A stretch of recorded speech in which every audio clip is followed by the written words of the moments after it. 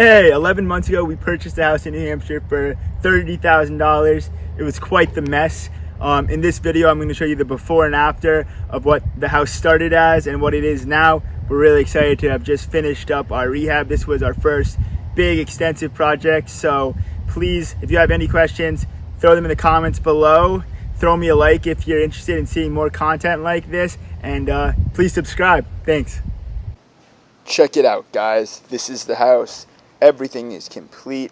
We are just in the final stages of cleanup as I'm shooting this video, and here it is when we first purchased the property. You can see the roof was caving in, the siding was pretty much destroyed, and the paint was flaking off everywhere. These front steps were totally overgrown and really just unusable in their state.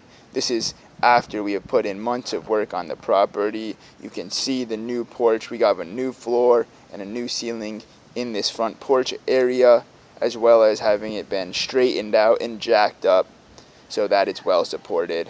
I'm bringing you around the side of the house now.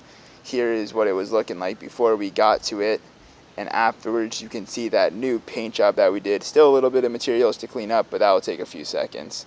And there it is, the backside prior to our work. You can see there's a whole jungle in the back there, and this roof was having some serious issues. Now when we take you around, you'll see it's looking much better. We have a lot of space back here for cars and parking, as well as that brand new roof and paint job, making this thing look 100 times better than it was. Now, as we come around to the other side of the property, you'll see there is a lean-to shed that was just sinking into the ground, and this foundation was nothing to even try to fix. So we removed that completely, and you can see now on this side of the property we have a nice side entrance. And here is the driveway when we first got the property, completely overgrown. Here's what the back side of that property looks like now. The driveway is finally in and usable, and there's a French drain that collects all the water and directs it over to the street. This is what the backyard used to look like before our big excavation project. Now we have this nice sloping hill that directs all the water into the driveway and down out to the street. So that helps with our drainage and keeping our house from sinking. Another thing you'll notice, we have a good entrance. There's no curb in front of our driveway. That was not always the case. We had to cut that granite and remove the slab. Coming around the front side, you'll see the damage to the paint and siding was pretty extensive, as well as this porch was just really beat up and disgusting. Here's the porch after a new paint job. You can see our new oil vent and fill valve, and here is the foyer before we got to it. Here is that foyer entryway after our rehab and the new paint job. New floors, and the stairs have been fixed up. Now you can see this dining / living room with that crazy dark disgusting wallpaper all over the place, even on the trim, and then those floors just covered in grime and dirt, and the heating system was just destroyed. Now here is the living / dining room after all our work. You can see brand new paint job, no more wallpaper in here, new trim, as well as some luxury vinyl plank flooring that we use throughout the downstairs of the entire home. I'm bringing you through the kitchen now. Here is what it looked like originally. You can see, just completely devastated. This place was ruined. Now, afterwards, checking out the kitchen again. All new appliances were put in this kitchen, stainless steel, and the cabinets were either replaced or completely rehabbed, so they're looking beautiful, a nice white color. Now check out the bathroom before we got to it.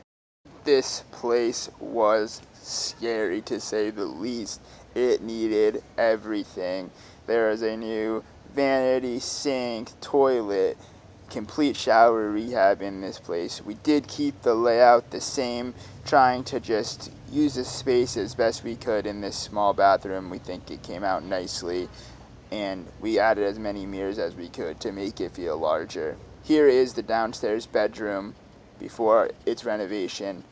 Now afterwards, a nice neutral gray instead of that pink, and you have the same luxury vinyl plank flooring again that we use throughout the downstairs. Here is the original stairs as we got the property, and you can see these are quite steep, but we could not change that without violating code when we put them back in. And afterwards, here's our best to clean up those stairs and make them look as new as possible without removing the structure for code purposes. Here is the smaller upstairs bedroom, guys, and this place was absolutely bombed. But we stripped out all the drywall and all the insulation, and here is what it looks like after all the new insulation and drywall are done. We have new paint, new trim, and we put these slim LED lights in that I really like the look of. The carpets are all new. We went carpet upstairs. I think it's a little bit more cozy in these smaller bedrooms.